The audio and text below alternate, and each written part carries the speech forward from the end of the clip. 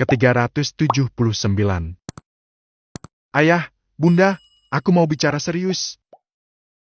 Ucap Vio di sela-sela sarapan pagi. Galih dan Riana saling lempar pandang sejenak, saling lempar tatapan penuh tanya tentang hal serius apakah yang hendak dibicarakan putrinya. Soal apa, sayang? Tanya Riana. Mimik wajah seketika berubah. Vio kembali memandang kedua orang tuanya saling bergantian. Mulai hari ini aku mau tinggal sama Kak Raffi. Ucapan Vio itu pun semakin membuat Galih dan Riana terkejut.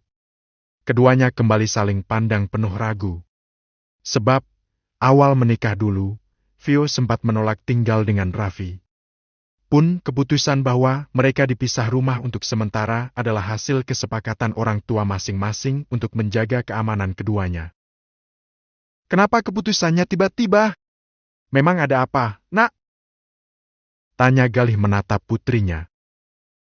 Gak ada apa-apa, Ayah. Aku sudah memikirkan semuanya. Aku rasa akan lebih baik kalau kami tinggal bersama. Kamu yakin mau? Sekali lagi Riana ingin memastikan. Insya Allah, Bunda. Jawaban dari Vio itu mengukir senyum di wajah Riana dan Galih.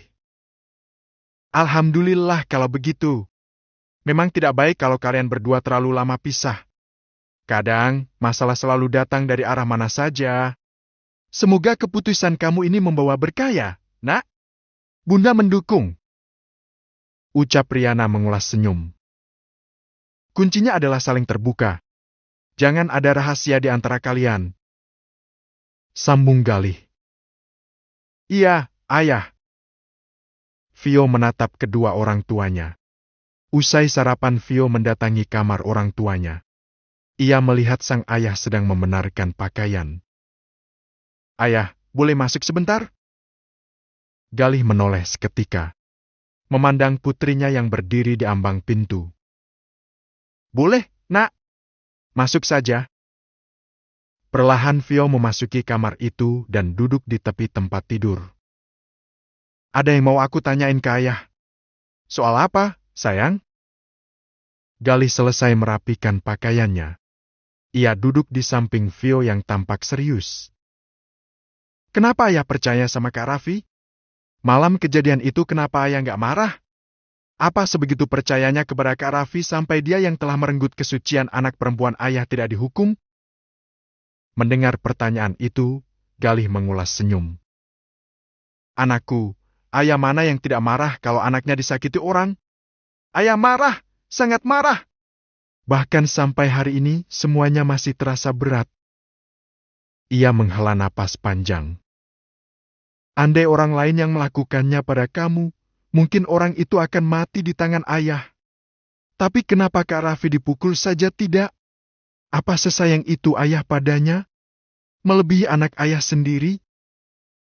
Melihat genangan bening di bola mata putrinya, Galih mengusapnya. Karena satu kesalahan tidak boleh menghapus 1000 kebaikan. Pertama kali tahu apa yang terjadi kepada kalian, Ayah marah sekali. Tapi, saat itu kalian berdua dalam keadaan terjebak. Tidak sadar dengan apa yang kalian lakukan karena ulah orang lain yang tidak bertanggung jawab. Jadi, Raffi tidak bisa sepenuhnya disalahkan. Lagi pula, kamu mengenal Raffi sejak kecil, kamu pasti tahu seperti apa dia. Bahkan, Raffi dan ibunya yang menemani bundamu saat melahirkan kamu. Vio tertegun mendengar ucapan panjang ayahnya. Sekarang buka hati kamu dan lihat semuanya dari sisi positif. Jangan lihat buruknya duluan. Raffi baru saja tiba di kampus saat menerima pesan di ponselnya. Begitu melihat ke layar, ada nama Vio yang tertera dengan pemberitahuan pesan baru. Kedua alis lelaki itu pun saling bertaut, sebab tidak biasanya Vio mengirimkan pesan kepadanya. Tanpa menunggu ia langsung membukanya. Tolong ke rumah sekarang. Isi pesan singkat dari Vio. Raffi tiba-tiba panik. Pikiran buruknya langsung menuju pada dugaan bahwa sedang terjadi sesuatu dengan kehamilan istrinya. Tanpa mengulur waktu, ia segera melaju ke rumah sang mertua dengan kecepatan tinggi. Hanya butuh waktu 10 menit ia sudah tiba. Memasuki parkiran, ia berpapasan dengan Galih yang akan berangkat ke kantor. "Assalamualaikum, Ayah," ucapnya sambil mencium punggung tangan sang mertua. "Waalaikumsalam," balasnya tersenyum. "Apa terjadi sesuatu dengan Vio?" "Tidak. Masuk saja dan bicara dengannya." Ia menepuk bahu menantunya. "Ayah mau berangkat ke kantor dulu." Raffi segera melangkah memasuki rumah. Riana sedang duduk di ruang keluarga saat Raffi melintas dengan tergesa-gesa. "Bunda, Vio di mana?" tanyanya. "Ada di kamar, Nak. Masuk saja, dia sedang menunggu kamu." Langkah lelaki itu langsung mengarah ke kamar sang istri yang berada tak begitu jauh dari ruang keluarga. Ketika telah berada di ambang pintu kamar, ia tampak sedikit ragu. Tangannya mulai mengetuk pintu. "Masuk!" Suara Vio terdengar dari dalam. Membuat Raffi memutar gagang pintu dan mendorongnya hingga terbuka. Raffi memandangi punggung istrinya yang berdiri di menghadap jendela. Membelakangi dirinya. Perlahan ia melangkah mendekat meskipun ragu. "Kamu kenapa? Apa masih mual? Sakit kepala? Atau kram perut?" tanyanya khawatir. Vio berbalik dan menatapnya dalam-dalam. Melihat bias kekhawatiran yang memancar dari wajah itu membuat hatinya dipenuhi pertanyaan, apakah Raffi hanya berpura-pura peduli? Aku mau ikut kamu mulai hari ini." Hampir tak percaya dengan apa yang ia dengar, Raffi mematung. Bingung. Tak tahu harus apa. "Ikut, kemana? Aku mau tinggal sama kamu." Raffi masih antara percaya dan tidak, hingga membuatnya nyaris kehilangan kemampuan untuk berpikir. "Kamu serius?" "Ya, aku serius. Aku mau kita tinggal berdua di apartemen kamu. Bukan di rumah orang tuaku, bukan juga di rumah orang tua kamu." Raffi masih tertegun. "Sudah izin ayah sama bunda?"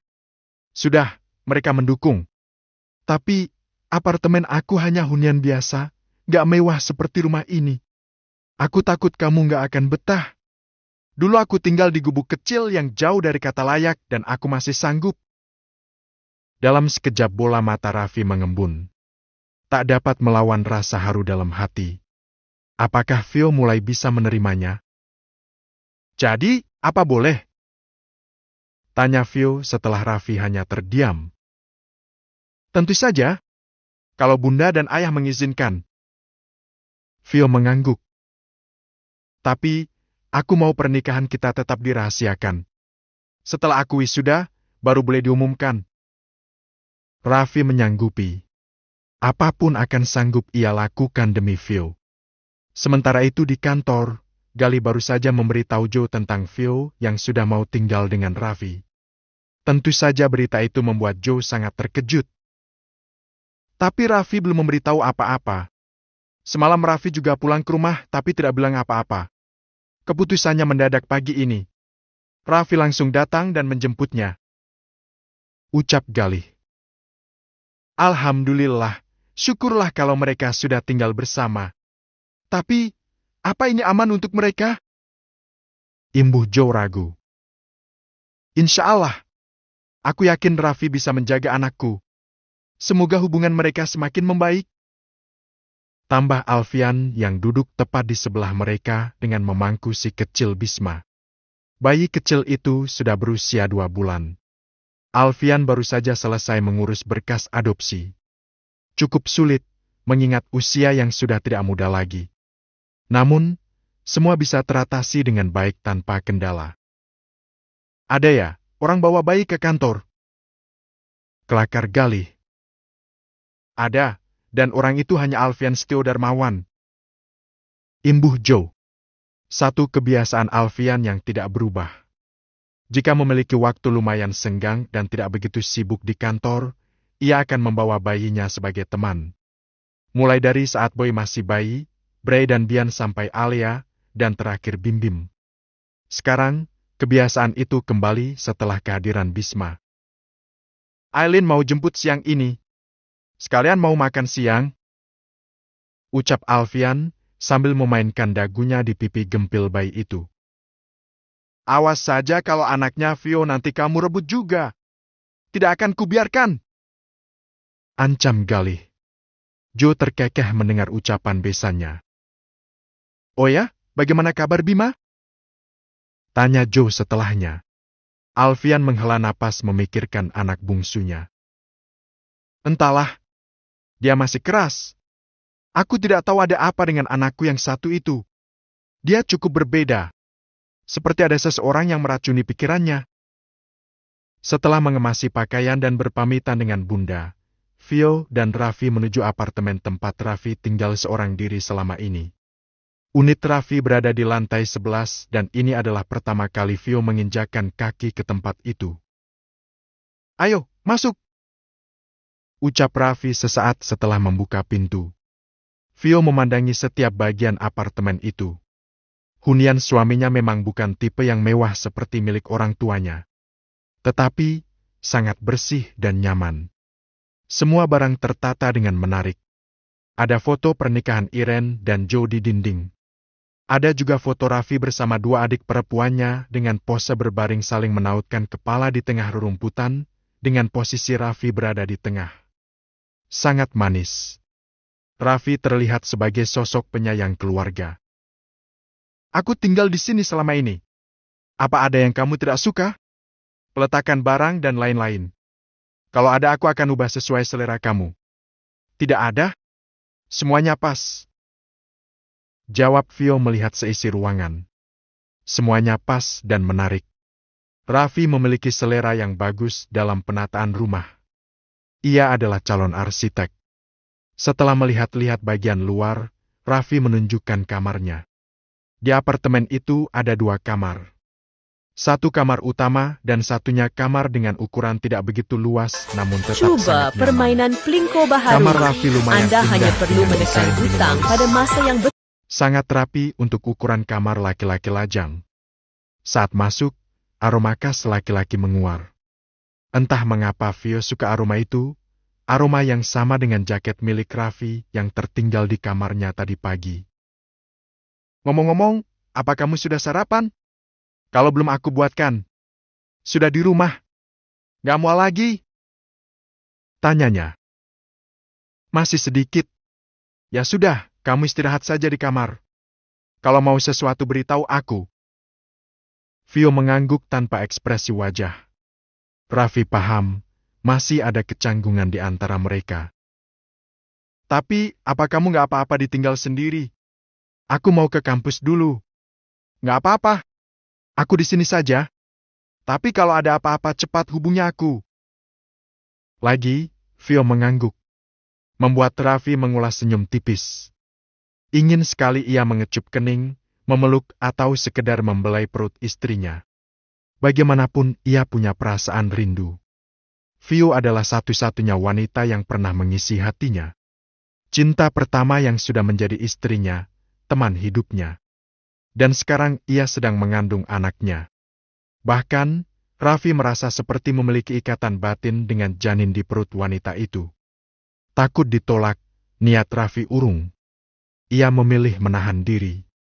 Paling tidak Vio sudah mau tinggal bersamanya meskipun pisah kamar. Ia bisa sering melihatnya untuk melepas rindu. Kenapa nggak berangkat? Tanya Vio, menatap lelaki itu untuk pertama kali. Raffi tercenung. Memandang wajah istrinya yang terlihat lebih cantik di matanya sejak hamil. Perlahan ia mendekat, mengelus kepala dan mencium kening. Sangat lembut. Membuat mata Vio mengembun, terpejam. Menjatuhkan titik bening saat merasakan kelembutan sentuhannya. Ya Allah, apakah lelaki selembut suamiku ini bisa menyimpan duri di hatinya? Kenapa sakit sekali memikirkan semuanya? Wajah Vio yang mendadak sedih pun membuat Raffi panik seketika. Maaf, aku terbawa perasaan. Aku gak akan peluk dan cium kamu lagi sampai kamu mengizinkan.